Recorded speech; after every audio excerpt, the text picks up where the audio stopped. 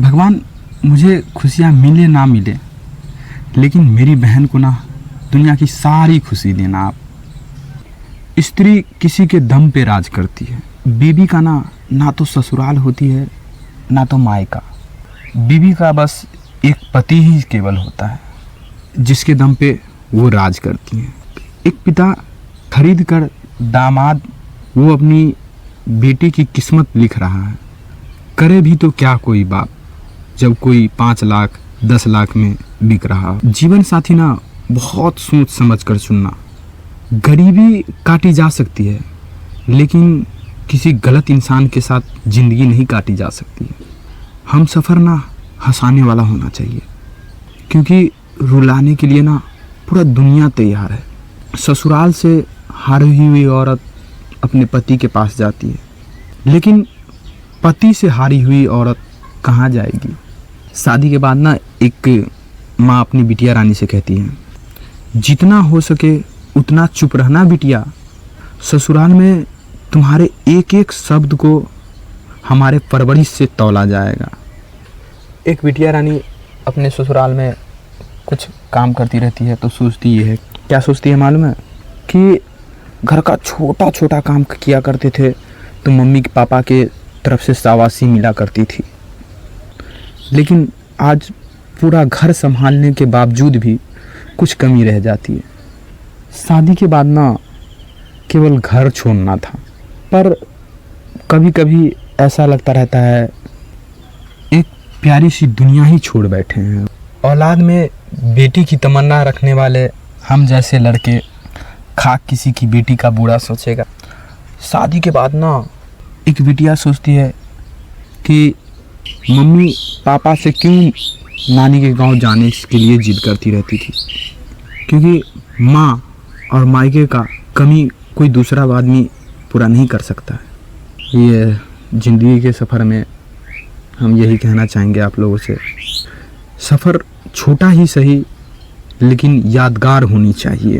ना हो पास भले ही कुछ भी ना हो, पर हम सफ़र वफादार होना चाहिए।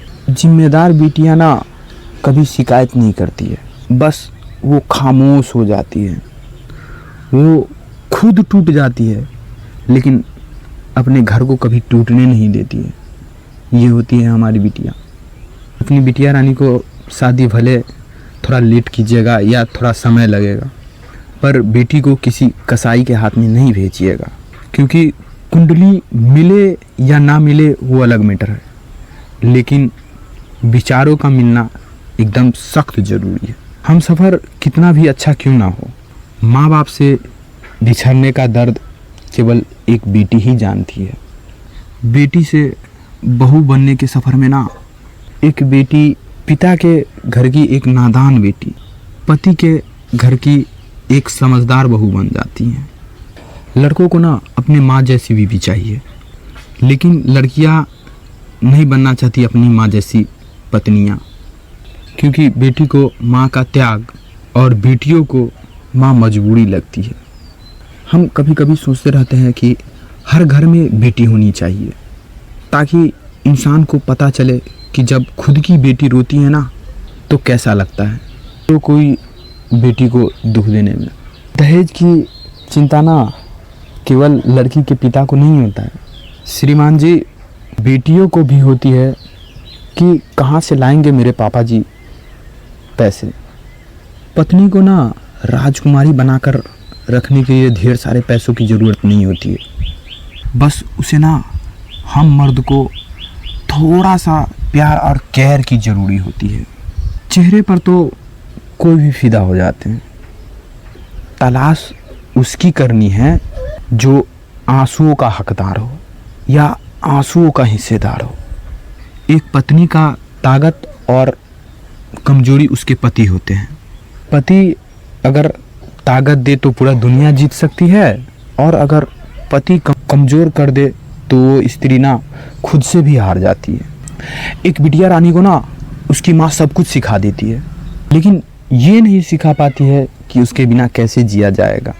तकलीफ़ें क्या होती है उन माता पिता से पूछिएगा जिन्होंने पूरा जमा पूंजी लगा दी है, फिर भी उनकी लाडो रानी ससुराल में खुश नहीं है।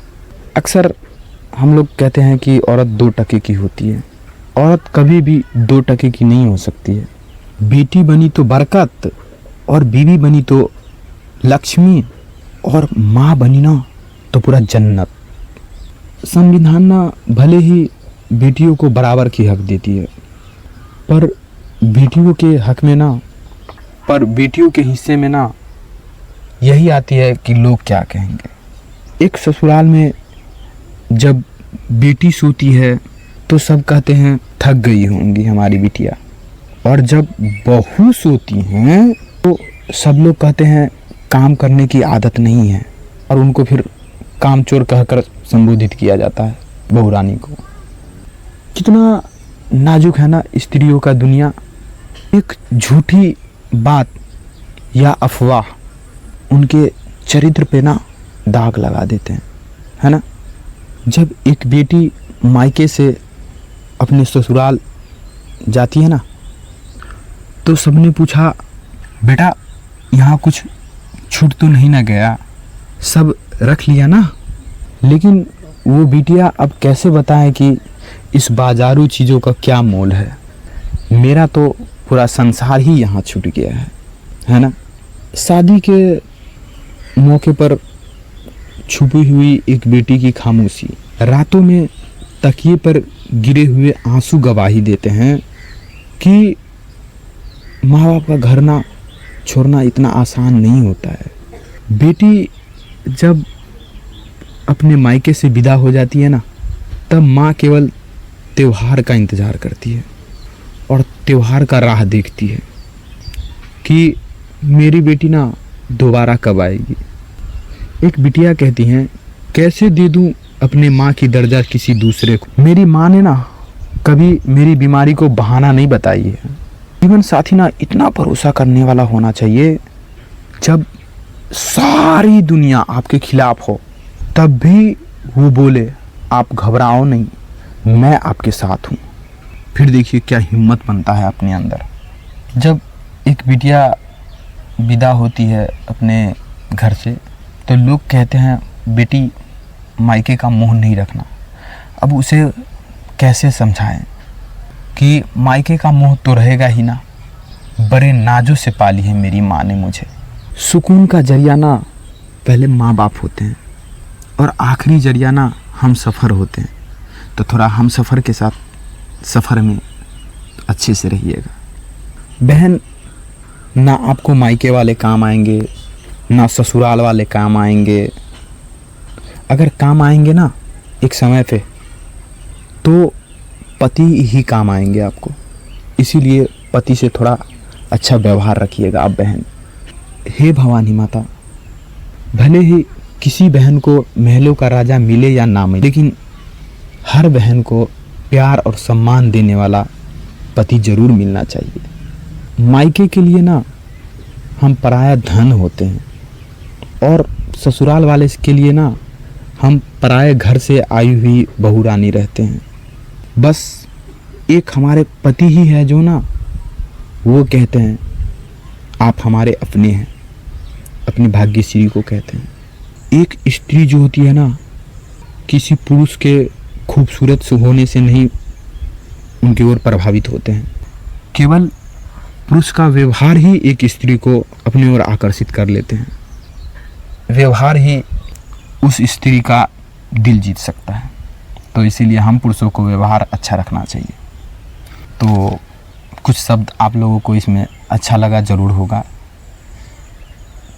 बाकी पिछले वीडियो के माध्यम से हम यही कहेंगे कि बहुत अच्छा आप लोगों का प्यार रहा, बहुत अच्छा कमेंट रहा आप लोगों का।